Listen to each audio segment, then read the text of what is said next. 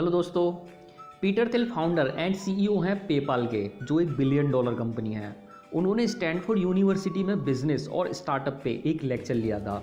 उन्होंने वहाँ कुछ प्रिंसिपल्स बताए थे कि कैसे एक सक्सेसफुल बिजनेस स्टार्ट कर सकते हैं। ब्लैक मास्टर नाम के एक स्टूडेंट ने इन प्रिंसिपल्स के डिटेल नोट्स बनाए थे। ये नोट्स लोगों को इतने अच्छे लगे कि बाहर भी फैलने लगे। बाद में पीटर ने ब्लैक मास्टर के साथ मिलकर इन नोट्स को थोड़ा और इम्प्रूव करके एक बुक लिखी 0 to 1।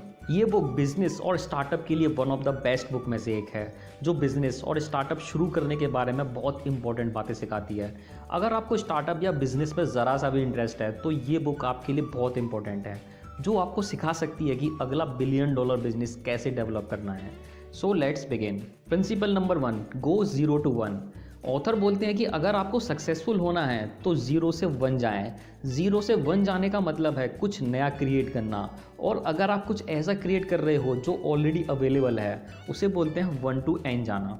फॉर एग्जाम्पल, अगर आप टेलीफोन के ज़माने में मोबाइल बनाते हो, बैलगाड़ी के ज़माने में कार बनाते हो, कार के ज़माने में एरोप्लेन बनाते हो, या टाइपराइटर के ज़माने में कंप्यूटर बनाते हो, तो इन सब केसेस में आप 0 to 1 गए।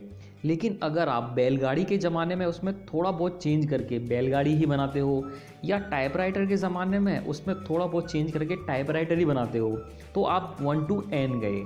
ऑथर बोलते हैं कि हमें हमेशा 0 to 1 जाने की कोशिश करनी चाहिए, क्योंकि ऐसी कंपनी मोनोपोली इंजॉय करती हैं, क्योंकि उसे कंपटीशन की वजह से अपनी प्राइस कम करने की ज़रूरत नहीं पड़ती। बिजनेस वर्ल्ड में हर चीज़ एक बार होती है। अगला बिल गेट्स ऑपरेटिंग सिस्टम नहीं बनाएगा, अगला मार्क जुकरबर्ग फेसबुक नहीं बनाएगा, और अगला लैरी पेज गूगल नहीं बनाएगा।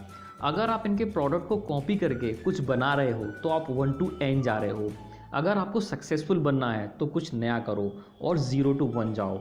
कुछ ऐसा करो जो पहले कभी नहीं हुआ हो, और अगर आप कोई चीज़ जो पहले से बनी हुई है उसमें थोड़ा बहुत चेंज करके कॉपी करते हो तो आप 1 to n जा रहे हो, जिससे सक्सेस मिलने के चांसेस बहुत कम हो जाते हैं। Principle number 2, monopoly versus competition. Business में कंपटीशन बहुत ही खतरनाक होता है। ज़्यादा कंपटीशन मतलब कम प्रॉफिट। मार्केट में एक ही प्रोडक्ट की जितनी ज़्यादा कंपनीज होंगी उतना ही ज़्यादा कंपटीशन होगा, और अगर एक कंपनी अपने प्रोडक्ट के प्राइस कम करती है तो सभी कंपनियों को प्राइस कम करने पड़ते हैं, जिससे प्रॉफिट मार्जिन बहुत कम हो जाते हैं। इसका एक परफेक्ट एग्जांपल है रिलायंस जियो।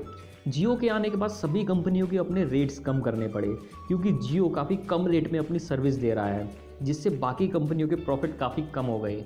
जबकि मोनोपोली बिजनेस में पूरा मार्केट शेयर सिर्फ एक कंपनी कैप्चर कर लेती है, और मोनोपोली बिजनेस में रेट्स भी कम नहीं करने पड़ते। मोनोपोली का एक परफेक्ट एग्जांपल है गूगल।